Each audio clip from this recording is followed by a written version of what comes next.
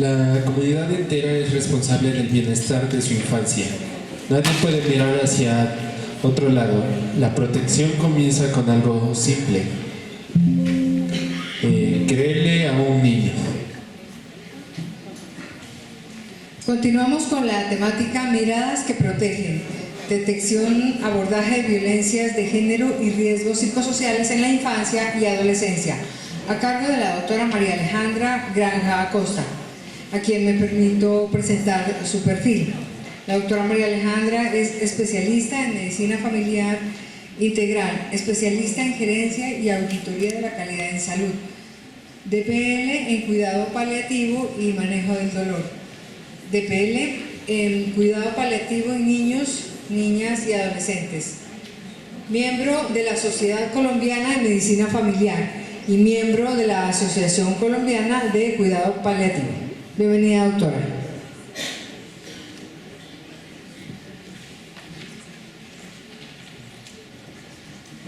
Bueno, por tema de tamaño creo que es mejor que hable desde acá la presentación. Entonces, muchas gracias por estar aún con nosotros. La verdad, el tema que les voy a presentar es muy bonito, son miradas que protegen, detección y abordaje de violencias de género y riesgos psicosociales en la infancia y adolescencia.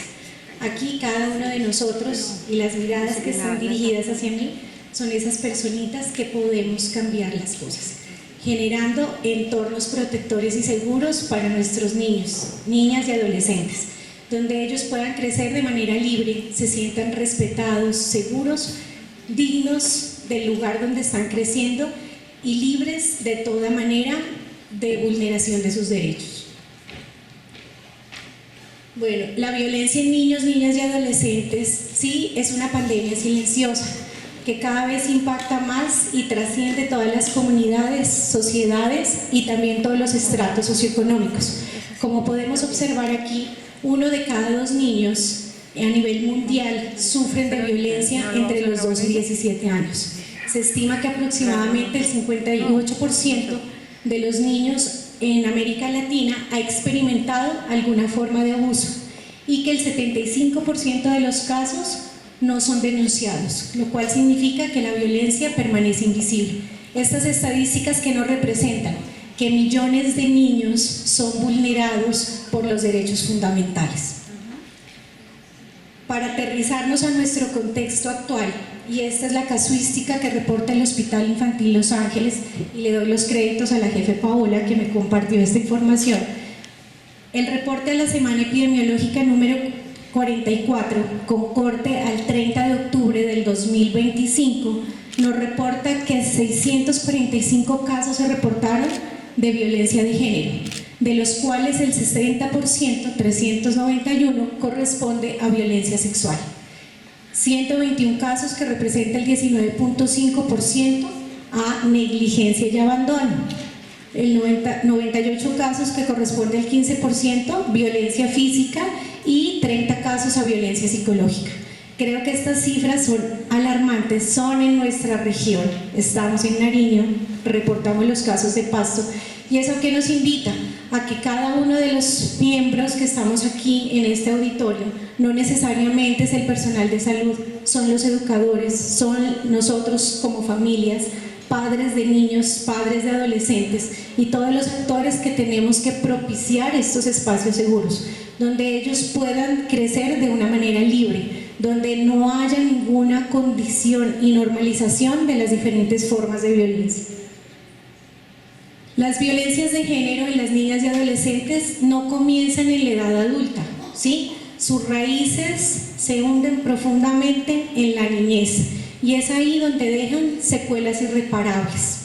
Aquí vamos a ver de manera rápida los principales tipos de violencia: violencia física, psicológica, abuso y explotación sexual, acoso escolar, ciberacoso, como ya lo desarrolló mi compañera. También está la violencia patrimonial y la violencia económica. Entonces son estos tipos de violencia a los que todos tenemos que estar atentos. Ya se fueron desarrollando en las otras presentaciones esos factores de riesgo o esos signos que nos permiten identificar. No podemos invisibilizar estas formas de violencia o normalizarlas, como lo vamos a ver en unos ejemplos más adelante, que nos van a sensibilizar bastante ya que si no tenemos un cambio cultural, pues no vamos a poder intervenir de manera temprana y eficaz estos casos de violencia. Bueno, para poder intervenir de manera temprana y prioritaria la violencia, tenemos que entender cómo es ese ciclo de violencia.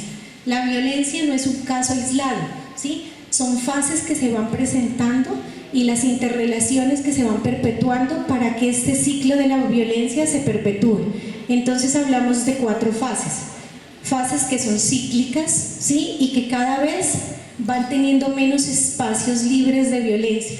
En la primera fase, la acumulación de la atención, pues el agresor se acerca, empieza a tener conflictos menores, trata de ser un poco más cercano a la víctima, ¿sí?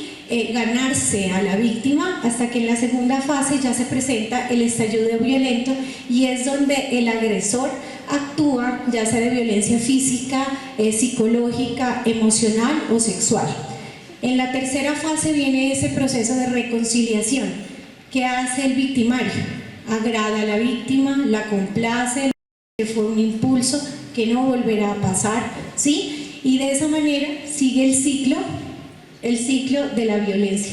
Entonces es supremamente importante esa identificación temprana para romper este ciclo. Como dice en la parte de acá, romper el ciclo en la infancia tiene un impacto preventivo multigeneracional, ya que si no rompemos ese ciclo se permite que esto se siga transmitiendo de generación en generación. Bueno, estos son algunos de los impactos psicosociales, tanto en la infancia como en la adolescencia. ¿Sí? Impactos a nivel en la salud mental, en el rendimiento académico, en las conductas de riesgo. Vamos a mencionar algunos de ellos. Esperen que no logro. Ya, listo.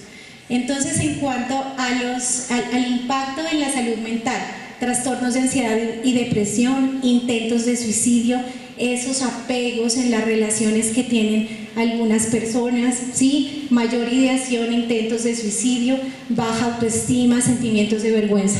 A nivel del rendimiento académico, pues hay dificultades en la concentración, en la memoria, hay ausentismo escolar, hay problemas de la conducta en el aula, hay dificultades en habilidades sociales y hay mayor probabilidad de acceso a educación superior. Cuando hablamos de conducta de riesgo, entonces viene el consumo de alcohol, cigarrillo, ahora el vapor, sustancias psicoactivas, relaciones sexuales precoces y que no se asume ninguna conducta protectora, sino que por el contrario asumen conductas de riesgo. Violencia hacia otros, reproducción de patrones, participación en grupos violentos o delictivos y también mayor vulnerabilidad para explotación y trata. En cuanto a las relaciones interpersonales, dificultad para establecer vínculos seguros, desconfianza hacia los adultos. Ya vimos que en la charla anterior nos decían uno de los factores protectores es que haya un adulto que los escuche. Y el testimonio de uno de los integrantes del grupo Dejando Huella es: siempre debe haber alguien que nos escuche, ¿sí? Alguien que no nos juzgue, alguien que identifique, que al menos nos pregunte cómo están, cómo se sienten.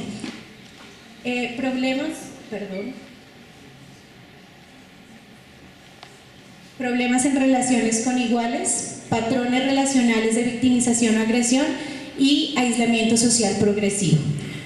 Problemas en la salud física, pues como vienen diferentes temas de ansiedad, de depresión, entonces hay patologías crónicas, hay obesidad o trastornos de la conducta alimentaria, para no solamente mencionar la obesidad, anorexia, bulimia, trastornos del sueño, lesiones físicas directas al maltrato, embarazos no deseados y pues todas esas conductas sexuales de riesgo, infecciones de transmisión sexual.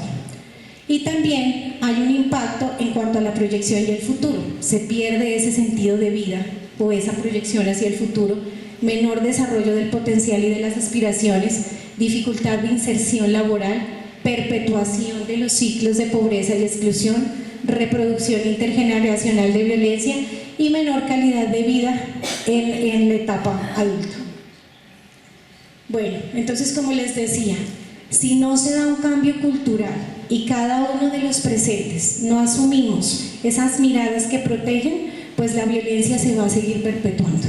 Sí, tenemos que entender que la violencia existe y que a veces culturalmente se perpetúa o se normaliza ciertas conductas. Voy a leer algunas de las que considero son más frecuentes en nuestro medio. La creencia y la reflexión. Creencia: la mujer la víctima. Se buscó que la violaran. Se insinuó, sedujo al agresor. Con esa ropa que se pone, eso le pasa por estar de noche en la calle. ¿Han escuchado eso alguna vez? Todos hacen asentimiento con su cabeza de que sí lo han escuchado. Entonces vamos a ir a la reflexión. Los niños y niñas pueden demostrar afecto, cariño, sentirse bien con el acercamiento físico, pero esta no es una invitación seductora ni sexual. Nada justifica el abuso o violación sexual. Además, en el caso de los niños y niñas y adolescentes, el adulto tiene la responsabilidad de protegerlos. Algo que escuchamos también frecuentemente: es cultural que los adultos de la familia, especialmente los padres y los abuelos o padrastros, tengan relaciones sexuales con los niños y niñas de la familia. El incesto es un comportamiento aceptado en algunas culturas y nosotros en el hospital vemos que es aceptado en algunas culturas. Los invito a la reflexión. Una relación sexual entre algún adulto de la familia y un niño, niña o adolescente, que es a lo que llamamos incesto, se considera un delito. No puede entenderse como una conducta normal. Otras de las creencias frecuentes: los niños, niñas y adolescentes son responsables del abuso que viven. Ellos podrían pedir ayuda. ¿Sí? ¿Por qué no avisó? ¿Por qué no pidió ayuda? Vamos a la reflexión. La única persona responsable del abuso o violencia sexual es el adulto agresor. Los niños y niñas y adolescentes, por su edad y por su connotación, están en situación de la vulnerabilidad. Por eso tenemos que protegerlos. Por acá hay otra que es muy frecuente y dice: la mujer, a las mujeres les gusta que las maltraten. Entonces es que le pegaron, pero pues ella sigue ahí, a ella le gusta, pero no se ve todos los trastornos o situaciones que vivió para estar inmersa en esa situación. A ninguna persona le gusta ser maltratada. En algunos casos no cuentan con herramientas personales para hacer valer sus derechos, y en otros la dependencia económica o emocional hace que no actúen. El hogar es el lugar más seguro para las mujeres, los jóvenes, los niños y las niñas. En el inicio de la apertura del simposio y en las palabras de la doctora Olguita, ella mencionaba: las estadísticas muestran que gran porcentaje de los casos de violencia contra la mujer son ocasionados por personas conocidas y en espacios supuestamente seguros y conocidos, que son la casa, los entornos escolares o los espacios deportivos donde los niños, niñas y adolescentes realizan actividades extracurriculares. Los agresores son personas que fueron víctimas cuando niños, por eso tienen comportamiento suicida. Esta frase normaliza que se perpetúen de generación en generación las conductas violentas. La mayoría de las víctimas, ¿no es cierto?, tuvimos una ilustración bien significativa frente a la casuística a nivel mundial y vemos que la mayoría de las víctimas son mujeres y en general estas no presentan comportamiento sexual abusivo. Por el contrario, los agresores generalmente son varones. Aceptar esta idea permite excusar al agresor su comportamiento, impidiendo que éste tome la responsabilidad de sus actos. Y la última: el agresor no puede controlar sus impulsos, pobrecito, cuando se excita sexualmente y por eso abusa.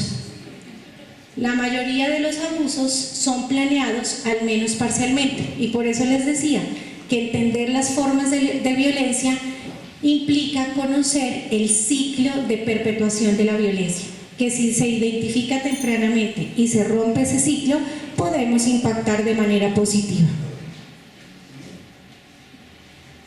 Bueno, entonces aquí vamos a ver un poco de manera rápidamente que lograr romper ese ciclo es posible.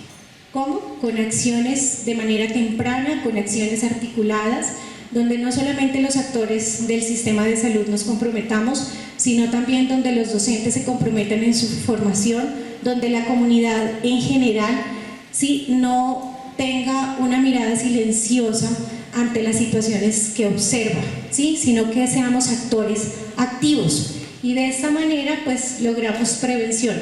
Este espacio justamente es un espacio de sensibilización para que conozcamos de primera mano qué es lo que está pasando en nuestra región y cómo nosotros podemos contribuir a minimizar estas conductas al interior de nuestro hogar o de los escenarios donde nos desarrollamos. La formación, promoción del buen trato desde edades tempranas. La detección precoz es supremamente importante, ¿sí? Porque eso es lo que nos abre la ventana, la oportunidad de la reparación. Obligación de comunicar situaciones de riesgo en menores desde edades tempranas. La atención integral, que es algo que hacemos en el Hospital Infantil Los Ángeles, donde hay un equipo de expertos, ¿sí? Psicología, psiquiatría, los pediatras que reciben, los médicos hospitalarios, los médicos del servicio de urgencias, el personal de enfermería que recibe a los pacientes, brinda esa atención de manera integral, ¿sí? Y eso que permite tener ese enfoque interdisciplinar y identificar todas esas necesidades y que tengamos ese precepto de la atención centrada en las necesidades de la víctima. Protección efectiva, que las medidas cautelares sean inmediatas, porque a veces pasa mucho tiempo y no se toman esas medidas cautelares y el agresor permanece por ahí rondando, generando daño a más niños o niñas. Garantías de entornos seguros durante todo el proceso de intervención y recuperación. Y posteriormente la reparación del daño, reconocimiento de las víctimas, garantía de indemnizaciones y compensaciones por los daños sufridos. Entonces, desde cada uno de los entornos y los roles, ¿cómo nosotros podemos impactar de manera positiva para prevenir la violencia? ¿Sí? La indiferencia es complicidad, la atención vigilante es protección. Y la invitación a cada uno de ustedes es que seamos protectores de nuestros niños, niñas y adolescentes. En el entorno familiar es hacer la promoción de una paternalidad positiva, apoyo a las familias en situación de vulnerabilidad y también la prohibición expresa del castigo físico. En el entorno educativo, prevención y actuación frente al acoso escolar y formación de todos los docentes para que puedan identificar de manera temprana estas situaciones de violencia, así como también esa planeación individualizada de los planes de convivencia institucional. A nivel comunitario, la observación activa de señales de alerta en menores y los canales seguros para reportar situaciones de riesgo. En el contexto de la salud, pues esa detección sistemática no solamente orientado al motivo de consulta cuando va el paciente al servicio de urgencias, sino que va por una condición diferente, una violencia, pero también indagar de manera integral y holística ese paciente cuando uno le dice retírese la ropa, por ejemplo, y evidencia quimosis o algún tipo de lesión. Sí, todo esto nos orienta a que es un niño muy callado, o que se observa sobreprotección, que el papá no lo deja hablar, ya empiezan a ser gatillantes para identificar posibles violencias de género. En los sitios de ocio y deporte, ¿sí? Deben haber códigos de conducta y muchas veces uno escucha en el hospital, el profesor de educación física es un ejemplo, ¿sí? Abusó de manera sistemática o hay presunto abuso, ¿sí? No hay unos certificados de delitos sexuales para los profesionales. Debería el sector justicia de manera rápida también acompañar a esa segunda víctima, pero también brindar en esos espacios mayor seguridad y que haya supervisión para los niños y niñas en estos espacios.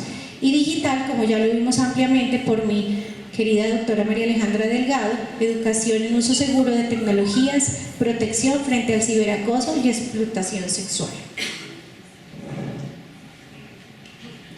Algo hice.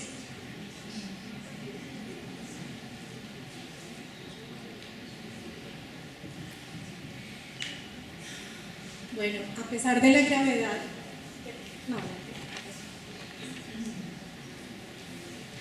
a pesar de la gravedad de todas estas situaciones que hemos visto, existe la plasticidad cerebral en los niños y también el factor de resiliencia.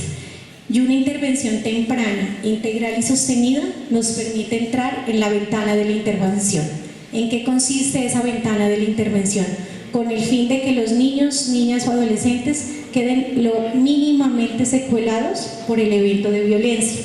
reducir significativamente el impacto del trauma, no perpetuar el trauma o no perpetuar la agresión, sino identificarla de manera temprana, restaurar trayectorias de desarrollo sostenible, y en esto es importante esa intervención especializada, continua y sistemática, donde no se revictimice en ningún escenario a la víctima.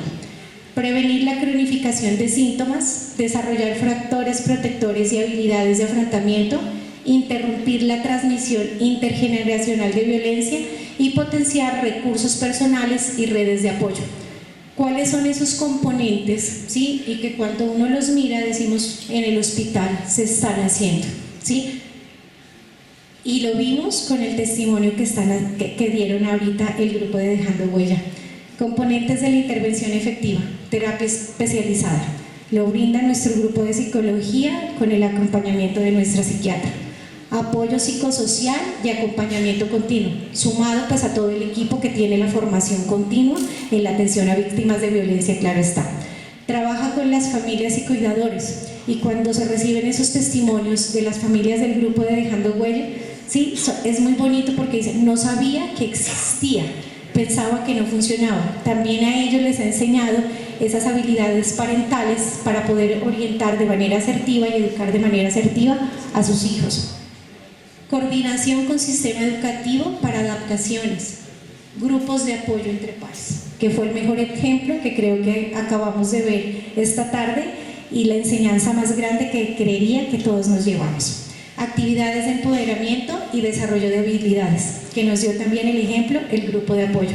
Y esto nos permite, se logra todo esto si tienen un seguimiento continuo. Por eso los chicos decían, cada jueves nos reunimos, porque si no hay seguimiento continuo, pues no hay sistematicidad y no se va a ver una intervención efectiva ni las acciones van a tener impacto en estos jóvenes. Bueno, entonces como les decía, si la intervención se hace de manera temprana, la plasticidad de nuestros chiquitos, ¿sí? y la capacidad de resiliencia que ellos tienen, pues permiten que ellos se desarrollen de una manera libre y segura. Entonces existen unos factores de resiliencia, que son al menos un adulto de apoyo estable y protector, vínculos seguros que ofrezcan contención emocional, acceso a servicios de calidad y continuos, oportunidades educativas y de desarrollo de talentos, sentido de pertenencia a comunidad o grupo, habilidades personales y significado y propósito. La resiliencia no es responsabilidad individual, es el resultado de entornos que la cultivan activamente, y eso es lo que ha cultivado el equipo del hospital con el grupo de Dejando Huella, ¿sí? Porque cada uno de ellos nos dio estos testimonios. Bueno, entonces hemos transitado, ¿sí?, durante este espacio que he intervenido, ¿sí?, sobre una realidad que para todos nosotros y por los gestos que ustedes realizan, sí, es una realidad que es bastante dolorosa. Pero entonces ya tenemos que pasar, ¿sí?, del conocimiento a la acción. Entonces hay tres pilares fundamentales. Uno, tenemos que tener conciencia. La violencia sí existe. No debemos normalizar ninguna forma de violencia. Reconocer que existe, es frecuente y tiene graves consecuencias, y que por eso nosotros debemos actuar e intervenir de manera temprana. La formación. Estos espacios de formación nos permiten realizar una detección, prevención y abordaje de violencias. ¿Para qué? Para poder actuar de manera temprana, de manera precoz, con rigor, empatía y coordinación, y entregarle a la sociedad personas libres de resentimiento, personas resilientes y personas que van a aportar también mucho aporte a la sociedad y que van a prevenir todas las formas de maltrato. Sí, ahí está. Bueno, si no existe corresponsabilidad social, pues no podemos crear entornos seguros y protectores para nuestros niños. Y es por eso que desde el inicio de la presentación he sido muy reiterativa, ¿no es cierto?, en que cada uno de nosotros tenemos que ser corresponsables socialmente para que los niños se puedan desarrollar de manera libre, donde ellos gocen de todos sus derechos y no se vean enfrentados a las diferentes formas de violencia. La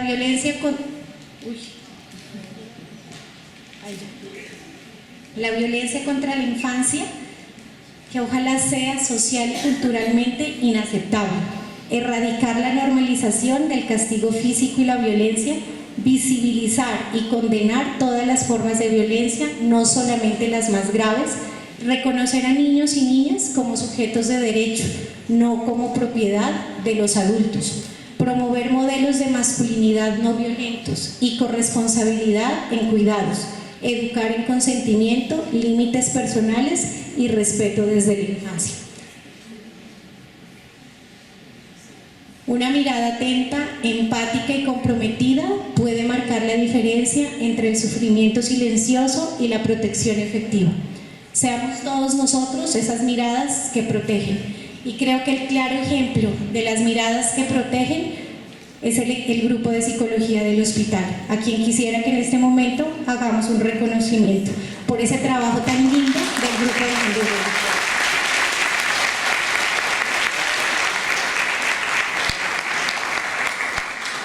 Y los invitamos, valga la oportunidad, ya finalicé, muchas gracias por la atención, y los invitamos a que ustedes puedan participar y acompañarnos en las diferentes actividades del grupo Dejando Huella con diferentes donaciones.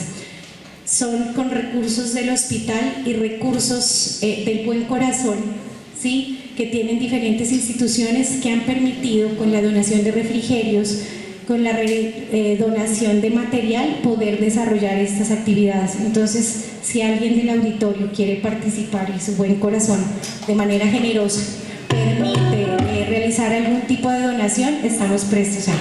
Muchas gracias.